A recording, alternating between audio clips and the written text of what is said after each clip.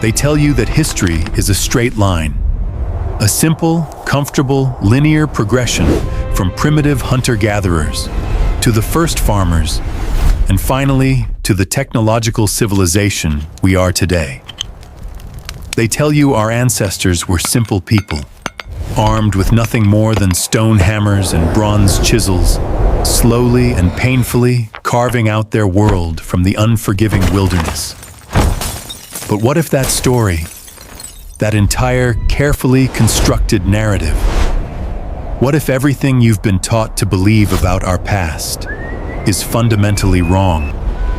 High on the barren, windswept Altiplano of Bolivia, a desolate plateau nearly 13,000 feet above sea level where the air is thin and life clings to a fragile existence, lies a field of ruins that utterly defies this simple story.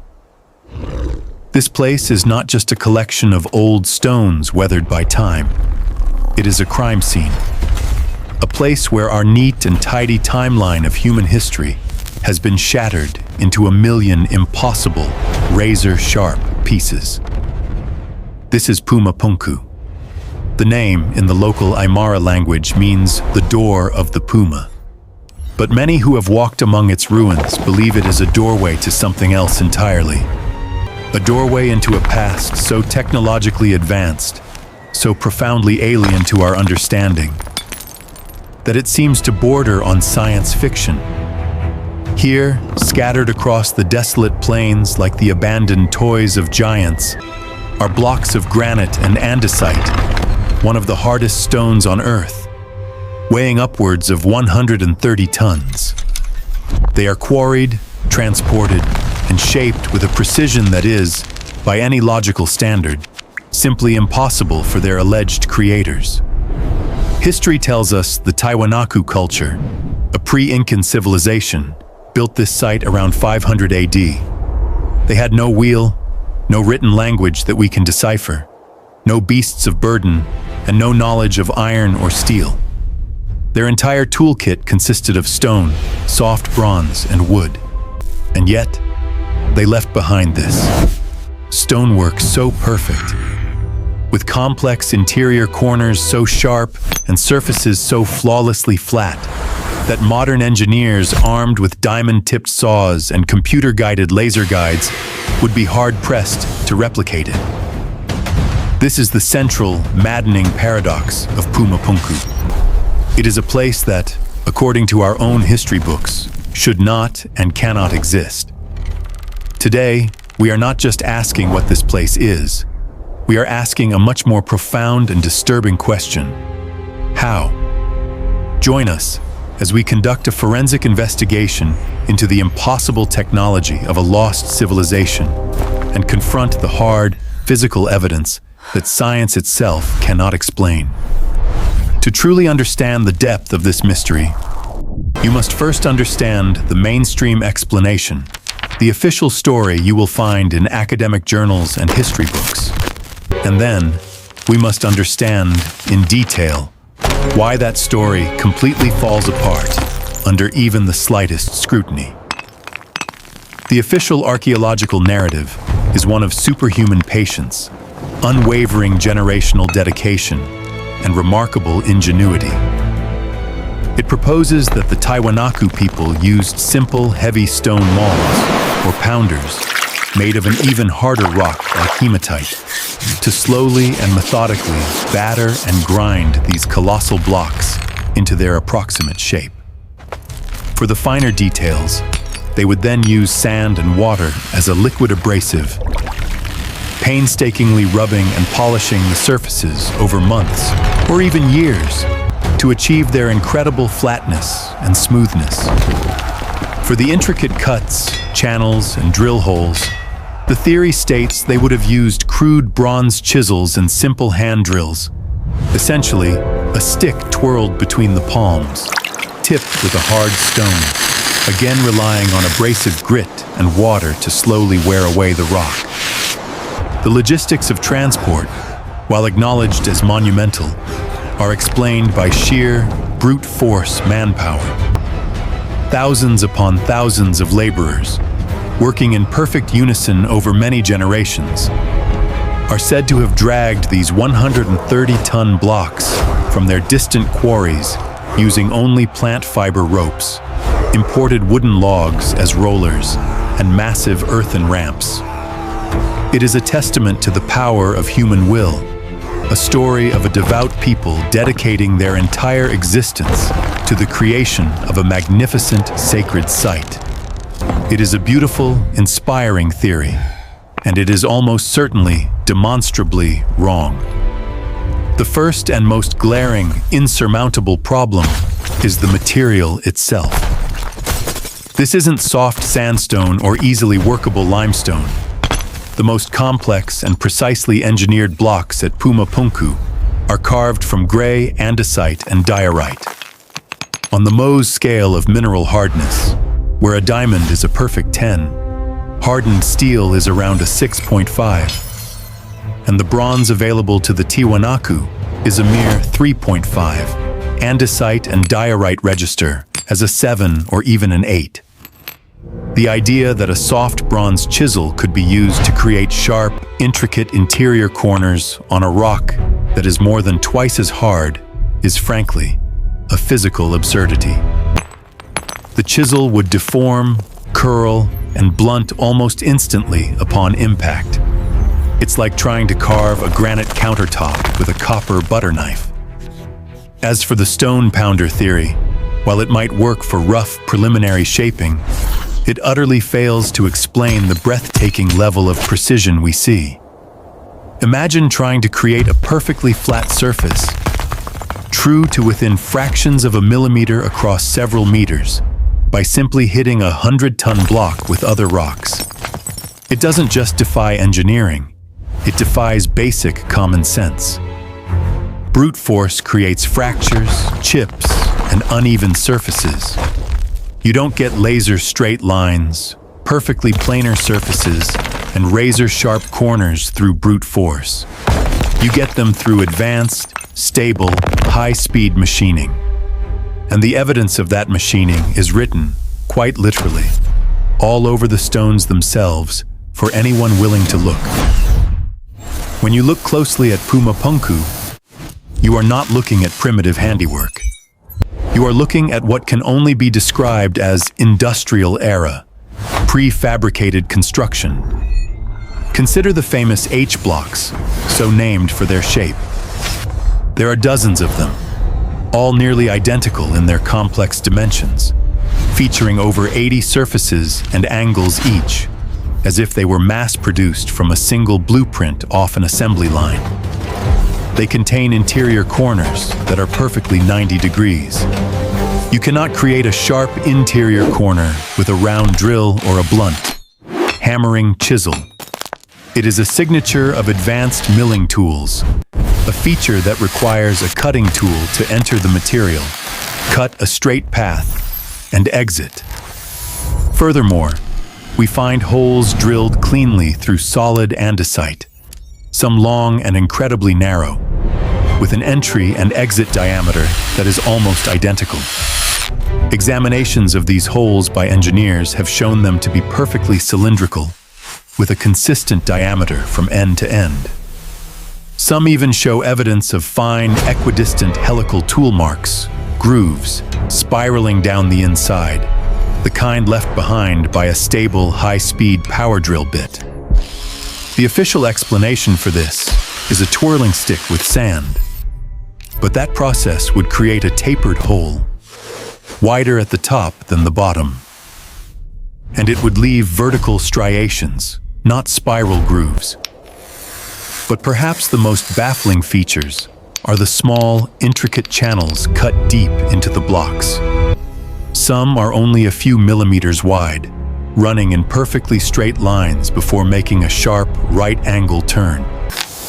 These look less like decorative carvings and more like channels for wiring, or perhaps for pouring molten metal clamps, a technique known as eye cramps. How could a stonemason, using a primitive hand tool, create such a precise feature deep inside a block of incredibly hard rock? The mainstream explanation does not provide a single satisfactory answer. It asks us to believe in a level of craftsmanship that borders on the magical, without providing a shred of evidence for the tools that would have made such magic possible. No advanced chisels, no strange saws, no sophisticated drills have ever been found at the site. The story is missing its most crucial chapter: the technology. So if not by stone hammers and bronze chisels, how was Puma Punku built? The stones themselves may hold the key to this ancient, silent technological library. Even if we were to suspend our disbelief and accept for a moment that the Tiwanaku possessed some unknown, almost supernatural stone-shaping technology, we are immediately confronted by an even greater, more logistical enigma: transport. The red sandstone blocks, which form the base platforms and are the largest at the site, were quarried from a location approximately 10 miles away. That is a monumental, almost unbelievable challenge in itself. But the gray andesite, the stone used for the most complex and precise H-blocks, comes from quarries on the Copacabana Peninsula, on the shores of Lake Titicaca, over 55 miles away. Let that sink in. Blocks of stone weighing between 40 and 130 tons were somehow extracted, moved 55 miles, a journey which involved crossing a large stretch of open water and then hauling them up a steep incline to the 13,000-foot-high plateau.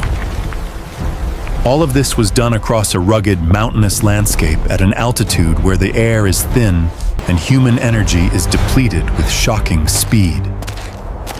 Remember, the Tiwanaku had no large beasts of burden like oxen or horses. They had no knowledge of the wheel for carts or the pulley for lifting.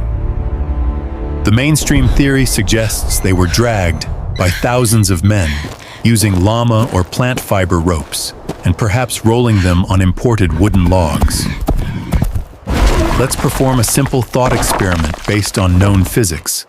Modern engineering calculations estimate that to move a single 100-ton block on wooden log rollers across perfectly flat, paved ground would require the constant, coordinated pulling effort of at least 2,000 to 2,500 men. Now imagine doing that up and down hills, across rivers, and through rocky valleys for 55 miles. The level of social organization required is almost incomprehensible. The sheer quantity of food, water, and coca leaves required to sustain such a massive workforce for the weeks or months needed for a single trip is staggering. And what about the logs? The Altiplano is a high-altitude desert, far above the natural tree line. There are no large forests to provide thousands upon thousands of durable hardwood rollers. Did they import them from the Amazon basin? A journey of hundreds of miles through dense jungle and over the Andes Mountains? The logistical problems compound with every question, becoming more and more improbable until the entire theory strains the limits of credibility. It's simply not a feasible solution. Some researchers, like the engineer Chris Dunn, author of Lost Technologies of Ancient Egypt, have proposed that our entire understanding of the process is fundamentally flawed. He argues that the evidence points not to brute force, but to an intelligence and a technology that were an order of magnitude more sophisticated. He suggests that the level of precision in the carving and the sheer scale of the transport hint at a technology that allowed the builders to manipulate massive objects with an ease we cannot comprehend. Could they have possessed some form of acoustic levitation, using precise sound frequencies to neutralize or significantly reduce the weight of the stones? This may sound like pure science fiction, but it's fascinating to note that local legends from the region, passed down for centuries, speak of ancient priests who could move large stones with the prolonged sound of a trumpet or a chant. Are these just fanciful myths? Or could they be the faded, distorted memories of a real, forgotten science of sonics and frequency? Other theories are more grounded in chemistry, but no less revolutionary. Some geologists and material scientists have put forward the theory of geopolymers, or a highly advanced form of ancient concrete. This theory proposes that the builders of Puma Punku did not carve solid andesite, but rather crushed the volcanic rock into a powder, mixed it with a highly effective unknown binding agent, and then poured this slurry into sophisticated reusable molds to cast the complex shapes. This would perfectly explain the uncanny uniformity of the H-blocks and the impossible-looking sharp interior corners. Under microscopic analysis, some researchers claim to have found traces of organic, plant-based binding agents within the stones, lending some tantalizing credibility to this idea. Yet, if they possessed such an advanced form of concrete technology over 1,500 years ago, a technology we are only just beginning to rediscover, where did this knowledge come from? And why did it vanish so completely from the historical record?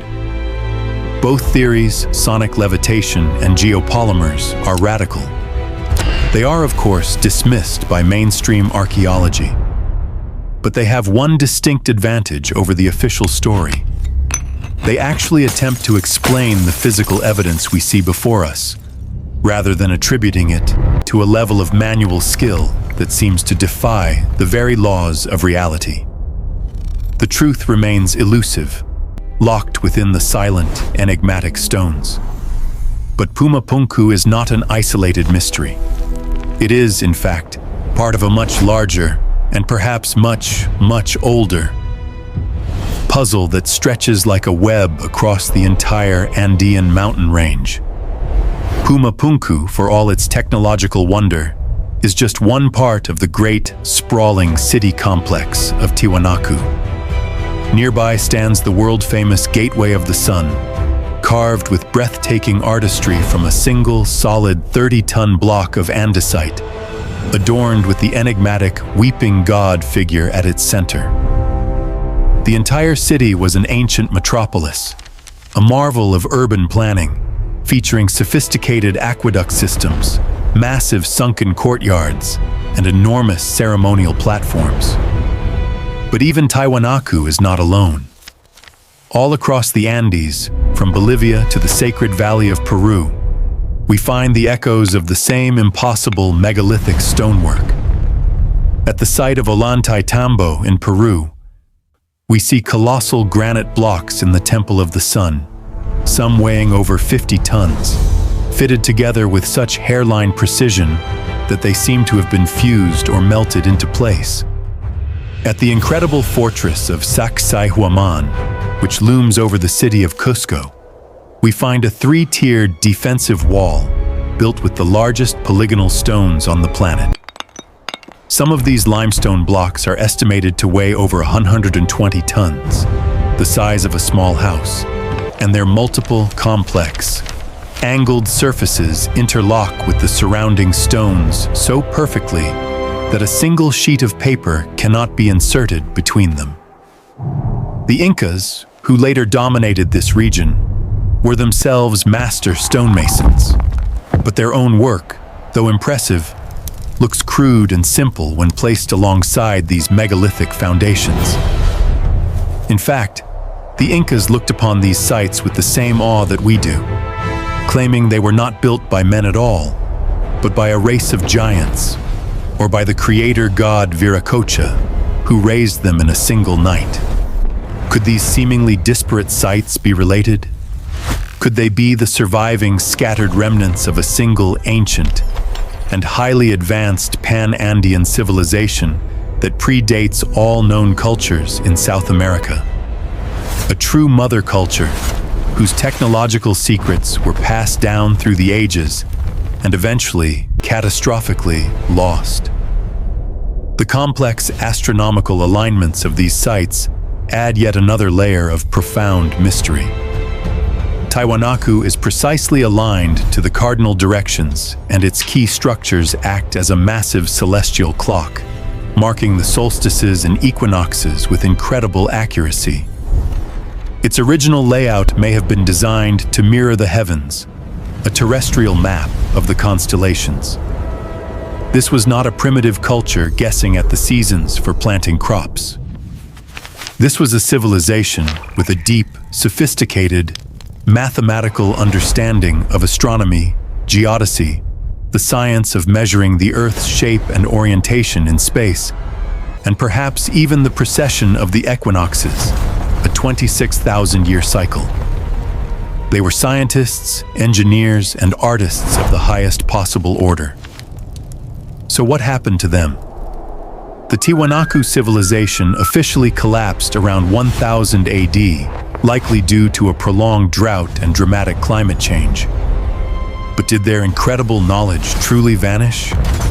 Or did it simply go underground, preserved in secret societies or encoded in the very myths and legends that still echo through the Andes Mountains today? When we look at the prefabricated precision of Puma Punku, the colossal scale of Sacsayhuaman, and the astronomical genius of Tiwanaku, we are forced to confront a startling, almost frightening possibility. The history of human civilization may not be a short, simple line of upward progress, but a long and complex cycle of rising and falling, of incredible technologies discovered, perfected, and then tragically, completely forgotten. Puma Punku may be the most compelling piece of physical evidence we have for a lost golden age, a chapter of the human story that has been almost entirely erased from our memory. And so, we are left where we began, in this field of impossible stones, under the vast, silent Bolivian sky. We are left with the cold, thin air of the Altiplano, and a silence that seems to be filled with the weight of unanswered questions. Who were the nameless, faceless people who built this place? What unimaginable technology did they possess that allowed them to shape mountains and move monoliths with the apparent ease of a child playing with building blocks? Where did their knowledge come from? And why did it vanish without a trace? And perhaps the most important and humbling question of all, if a civilization so advanced could disappear so completely, what does that say about our own? The stones of Puma Punku offer no definitive answers. They are a monument to our own ignorance, a library of lost knowledge whose language we have forgotten. They stand as a powerful, humbling reminder that we are, in many ways, a species with amnesia. We have forgotten far, far more than we know about our own collective past. The mainstream story of slow, steady progress is a comforting one, but the evidence here, written in diorite and andesite, suggests a different, more volatile story. A story of incredible peaks of achievement, followed by devastating, mysterious valleys of loss. Perhaps the true purpose of Puma Punku in our time is not to be a temple or a palace, but to be a question. A single, profound question carved in stone, waiting patiently for a generation with enough humility to admit what we do not know, and enough courage to finally seek the answer. A question that asks, not what we think we know about our past, but what we are truly prepared to discover.